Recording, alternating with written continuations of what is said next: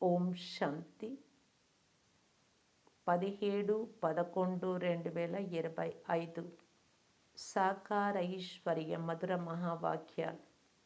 మధురమైన పిల్లలారా, ఇది పురుషోత్తమ సంగమ యుగం. పురాతన ప్రపంచం పరివర్తన చెంది ఇప్పుడు క్రొత్తదిగా తయారవుతోంది. మీరిప్పుడు పురుషార్థం చేసి ఉత్తమమైన దైవీ పదవిని పొందాలి. ప్రశ్న: సర్వీస్ఫుల్ అంటే సేవాధారి పిల్లల బుద్ధిలో ఏ విషయం సదా గుర్తు ఉంటుంది? జవాబు: వారికి సదా ధనము ఇచ్చినా ధనము తరగదు అని గుర్తు ఉంటుంది. ఇచ్చే కొద్దీ వస్తూ ఉంటుంది అని. అందువలన వారు రాత్రింబవళ్ళు నిద్రను కూడా త్యాగం చేసి జ్ఞానధనాన్ని దానం చేస్తూ ఉంటారు. అలసిపోరు. కానీ స్వయంలో ఏవైనా అవగుణాలుంటే సర్వీస్ చేయాలి అని ఉత్సాహం కూడా కలగదు. ఓం శాంతి. మధురాతి మధురమైన ఆత్మిక పిల్లలకు తండ్రి కూర్చొని అర్థం చేయిస్తూ ఉన్నారు. పరమపిత కూర్చొని ప్రతిరోజు అర్థం చేయిస్తారు అని పిల్లలకు తెలుసు. టీచర్ ఏ విధంగా ప్రతిరోజు చదివిస్తారో అలా అర్థం చేయిస్తారు. అయితే తండ్రి కేవలం శిక్షణనిస్తారు, పిల్లలను సంభాలిస్తూ ఉంటారు. ఎందుకంటే ఆ తండ్రి ఇంట్లోనే పిల్లలు ఉంటారు, తల్లిదండ్రులు జతలోనే ఉంటారు. ఇక్కడ ఇది అద్భుతమైన విషయం. ఆత్మిక తండ్రి వద్ద మీరున్నారు. ఒకటేమో ఆత్మిక తండ్రి వద్ద మూల వతనంలో ఉంటారు పైన.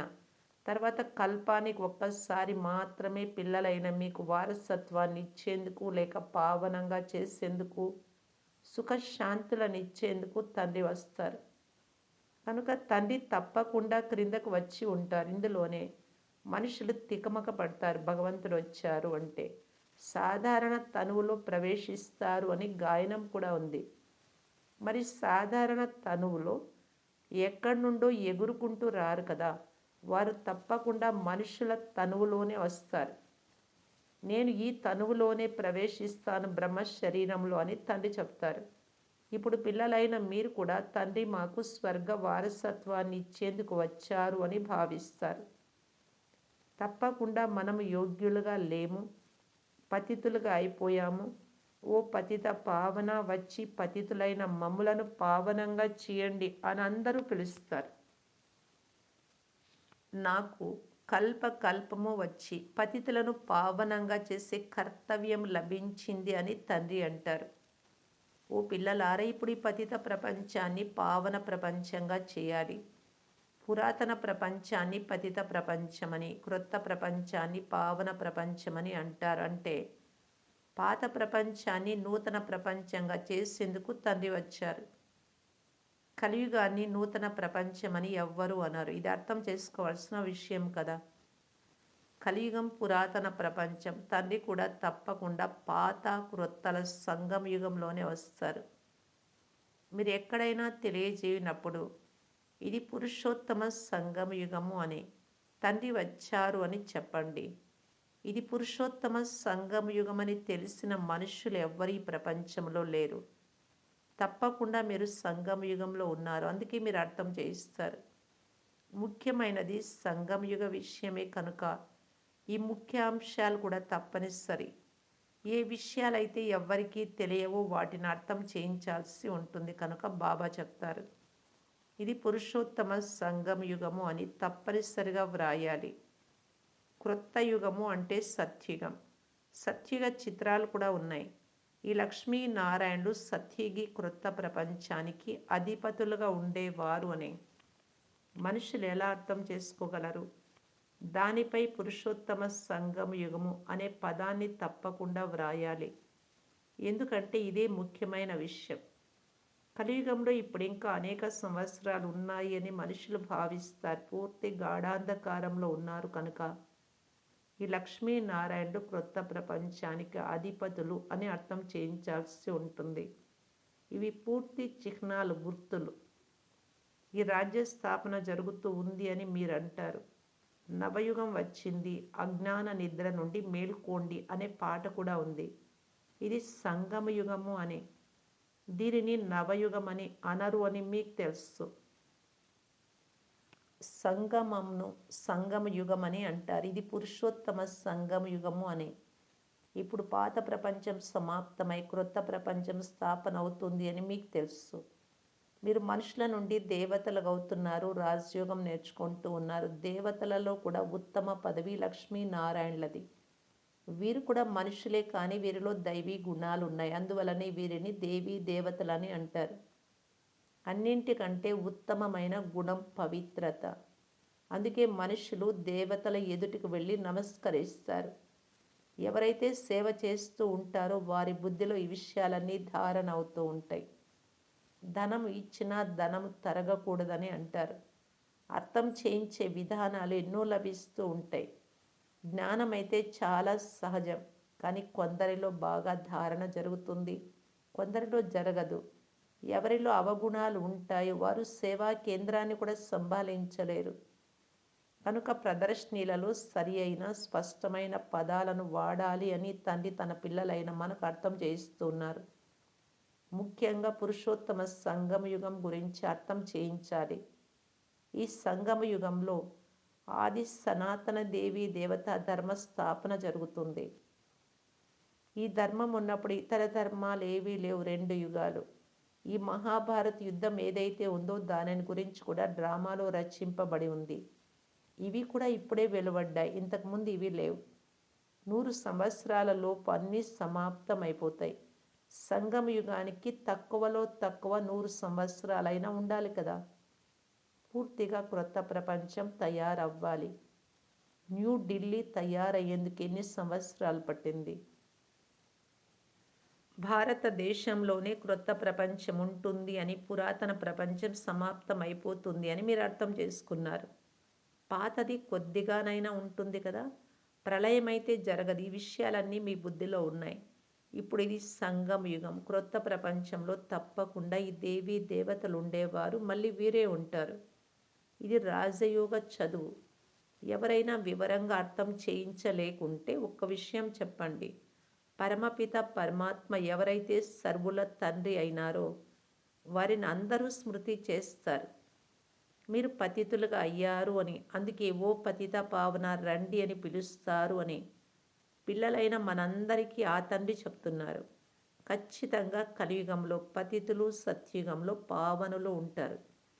ఇప్పుడు పరంపిత పరమాత్మ చెప్తున్నారు, దేహ సహితంగా ఈ పతిత సంబంధాలన్నీ మరచి నన్ను ఒక్కరినే స్మృతి చేసినట్లయితే మీరు పావనంగా అవుతారు. ఇవి గీతలోని పదాలే. ఇప్పుడు ఇది గీతాయుగం. గీత సంగమ యుగంలోనే గాయనం చేయబడింది. అప్పుడే వినాశనం కూడా జరిగింది. తండ్రి రాజయోగాన్ని నేర్పించారు. అప్పుడు రాజ్యం స్థాపన అయింది. మళ్ళీ ఇప్పుడు తప్పకుండా స్థాపన అవుతుంది. ఈ విషయాలన్నీ ఆత్మిక తండ్రి అర్థం చేయిస్తున్నారు కదా. ఈ తనువులో కాకపోతే వేరే తనువులో అయినా రాని, అర్థం చేయించాల్సింది తండ్రియే.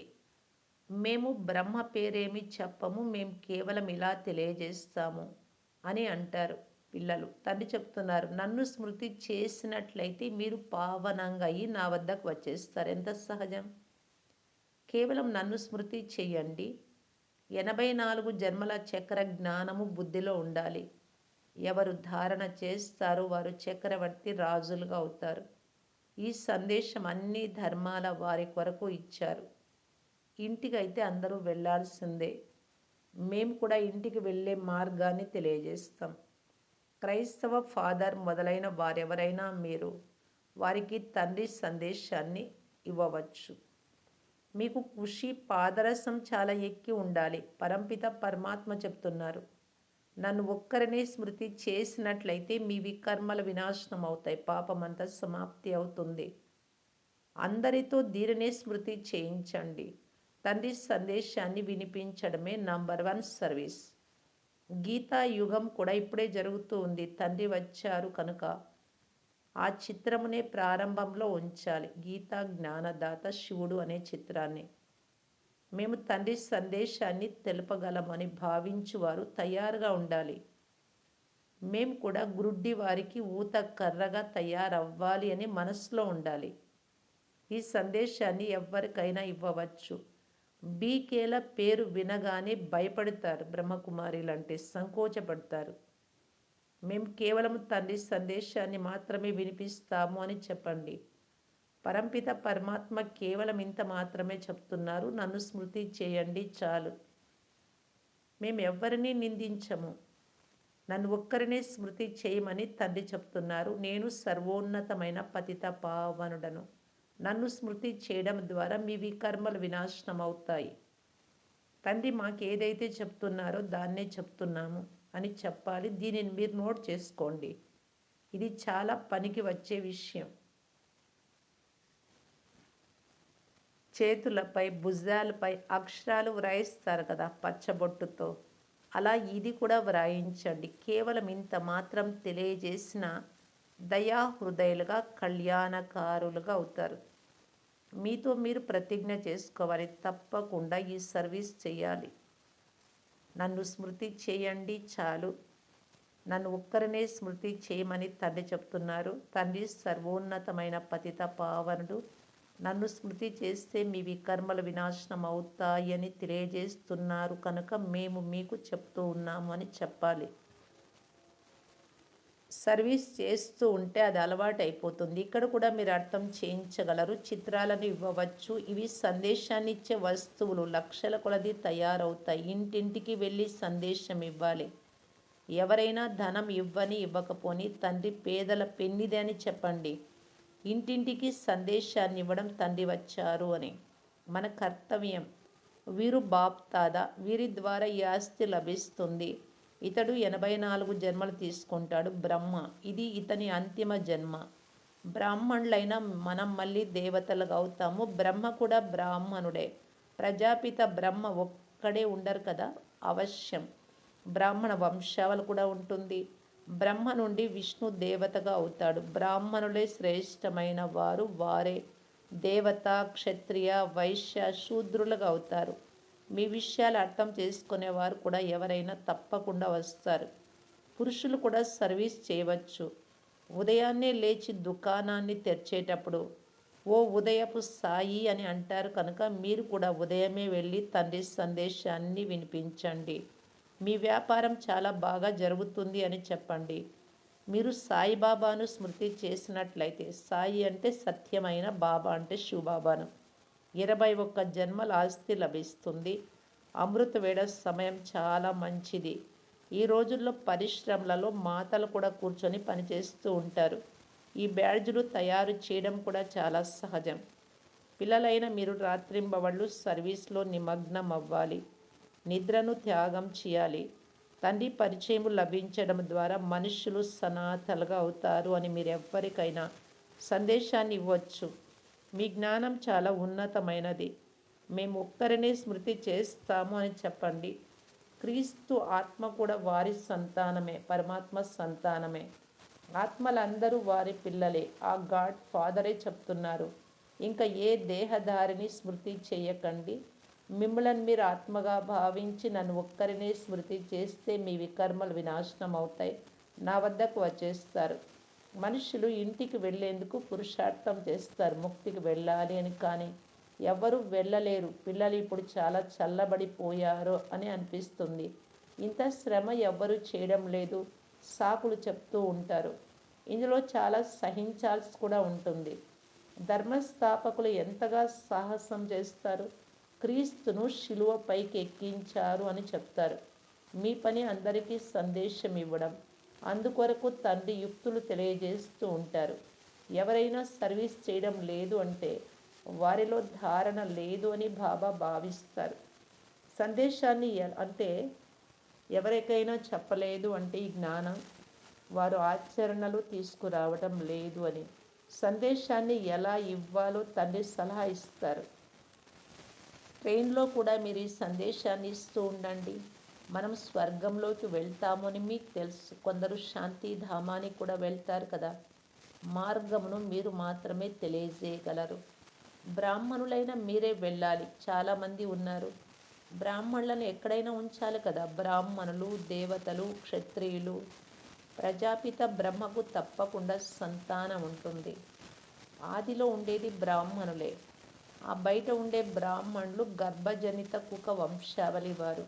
మీరు సర్వోన్నతమైన వారు, బ్రాహ్మణులు తప్పకుండా ఉండాలి. లేకుంటే ప్రజాపిత బ్రహ్మ పిల్లలైన బ్రాహ్మణులు ఎక్కడికి వెళ్ళారు? బ్రాహ్మణులకు మీరు కూర్చొని అర్థం చేయిస్తే వారు వెంటనే అర్థం చేసుకుంటారు. మీరు కూడా బ్రాహ్మణులు, మమ్ములను కూడా బ్రాహ్మణులు అని పిలుస్తారు అని చెప్పండి. మీ ధర్మస్థాపన చేసిన వారెవరు ఇప్పుడు చెప్పండి అని అడిగితే బ్రహ్మ పేరు తప్ప ఇంకెవ్వరి పేరును సూచించరు. మీరు ప్రయత్నించి చూడండి. బ్రాహ్మణులలో కూడా చాలా పెద్ద పెద్ద కులాలు ఉన్నాయి. పూజారి బ్రాహ్మణులైతే అనేక మంది ఉన్నారు. అజ్మీర్కు అనేక మంది పిల్లలు వెళ్తారు, కానీ మేము వెళ్ళి బ్రాహ్మణులను కలిసాము అని ఎవరు చెప్పడం లేదు.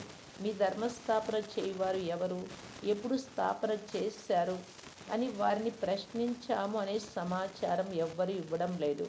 సత్యమైన బ్రాహ్మణులు ఎవరు మీకు తెలుసు. మీరు అనేక మందికి కళ్యాణం మంచి చేయగలరు. యాత్రలకు భక్తులే వెళ్తారు. ఈ లక్ష్మీనారాయణ చిత్రం చాలా బాగుంది. జగదంబ ఎవరు, లక్ష్మి ఎవరు మీకు తెలుసు.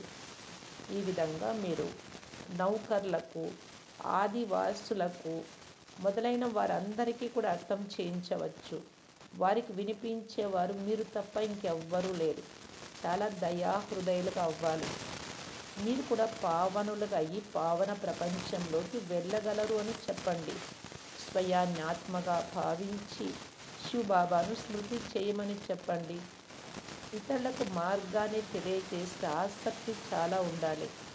ఎవరు స్వయం స్మృతి చేస్తూ ఉంటారో వారే ఇతరులకు స్మృతి కలిగించే పురుషార్థం చేస్తారు. తండ్రి అయితే వెళ్ళి చెప్పరు కదా. ఇది పిల్లలైన మీ పనే. పేదవారికి కూడా కళ్యాణం చేయాలి. పాపం చాలా సుఖవంతులుగా అవుతారు. కొద్దిగా స్మృతి చేసిన ప్రజలలోకైనా వచ్చేస్తారు.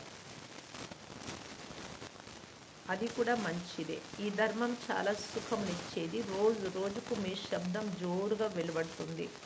స్వయాన్ని ఆత్మగా భావించి తండ్రిని స్మృతి చేస్తూ ఉండమని అందరికీ సందేశం ఇస్తూ ఉండండి.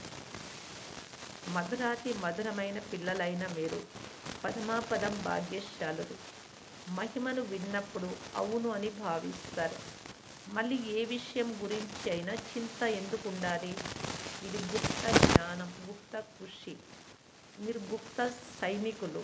మీరు తప్ప ఇంకెవ్వరు గుప్త దళం ఉండజాలరు. మీ దిల్వాడా మందిరం మధుబన్లో ఉండేది పూర్తిగా మీ స్మృతి చిహ్నమే. హృదయమును తీసుకునే వారి పరివారం కదా. మహావీర వనిత వారి సంతానం. ఇది సంపూర్ణ తీర్థస్థానం. కాశీ కంటే ఇది శ్రేష్టమైన స్థానం. మంచిది. మధురాతి మధురమైన అపురూపమైన పిల్లలకు మాతాపిత బాప్ దాదాల ప్రియ స్మృతులు మరియు గుడ్ మార్నింగ్. ఆత్మిక పిల్లలకు ఆత్మిక తండ్రి నమస్తే. ధారణ కొరకు ముఖ్య సారం. ఫస్ట్ పాయింట్, ఇంటింటికి వెళ్ళి తండ్రి సందేశం ఇవ్వాలి. సర్వీస్ చేయాలి అని ప్రతిజ్ఞ చేయండి. సర్వీస్ కొరకు ఏ సాకులు చెప్పకండి. సెకండ్ పాయింట్, ఏ విషయం గురించి కూడా చింత చేయరాదు. గుప్తమైన ఖుషీలో ఉండాలి. ఏ దేహధారిని స్మృతి చేయకూడదు అనే నియమం ఉంచుకోవాలి. ఒక్క తండ్రి స్మృతిలోనే ఉండాలి. వరదానం. కళ్యాణకారి తండ్రి మరియు సమయం యొక్క ప్రతి సెకండు లాభాన్ని తీసుకునే నిశ్చయ బుద్ధి, నిశ్చింత భవ.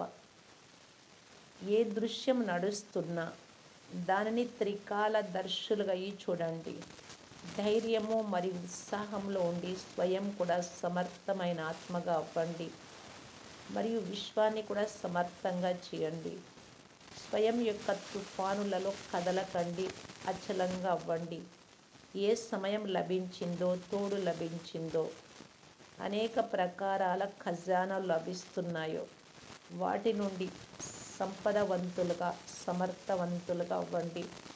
మొత్తము కల్పంలో ఇటువంటి రోజు మళ్ళీ రాదు. అందువలన అన్ని చింతలు తండ్రికి ఇచ్చి నిశ్చయ బుద్ధి కలవారిగా అయ్యి సదా నిశ్చింతగా ఉండండి. కళ్యాణకారి తండ్రి మరియు సమయం యొక్క ప్రతి సెకండు లాభాన్ని పొందండి.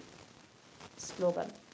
తండ్రి సాంగత్యం యొక్క రంగును వేసుకుంటే ఆ ప్రభావాన్ని చెడు అంతా స్వతహాగానే సమాప్తమైపోతుంది. కనుక సదా తండ్రి సాంగత్యంలో ఉండాలి. అవ్యక్త సూచన అశరీరి మరియు విదేహీ స్థితి యొక్క అభ్యాసాన్ని పెంచుకోవటానికి బాప్దాదా తెలియజేస్తున్నారు. విదేహీగా అయ్యే విధి బిందువుగా అవ్వడం. అశరీరిగా అవ్వాలన్నా, కర్మాతీతంగా అవ్వాలన్నా అన్నింటికీ విధి బిందువుగా అవ్వడమే. అందువలన బాప్దాదా చెప్తున్నారు, అమృత వేళలో బాప్దాదాతో మిలనం చేస్తూ, ఆత్మిక సంభాషణ చేస్తూ కార్యంలోకి వచ్చినప్పుడు మొదట 3 బిందువుల తిలకం మస్తకంపై ధరించండి. నేను ఆత్మ బిందు, తండ్రి బిందు. డ్రామాలో ఏది జరిగినా ఫుల్ స్టాప్ ఉంచేటటువంటి బిందువు. ఏ కారణంతోనైనా ఈ స్మృతి తిలకం చెరిగిపోవడం లేదు కదా, అంటే మర్చిపోవడం లేదు కదా అని చెక్ చేసుకోండి. తిలకం అవినాశిగా, చెరిగిపోనిదిగా ఉండాలి. ఓం శాంతి.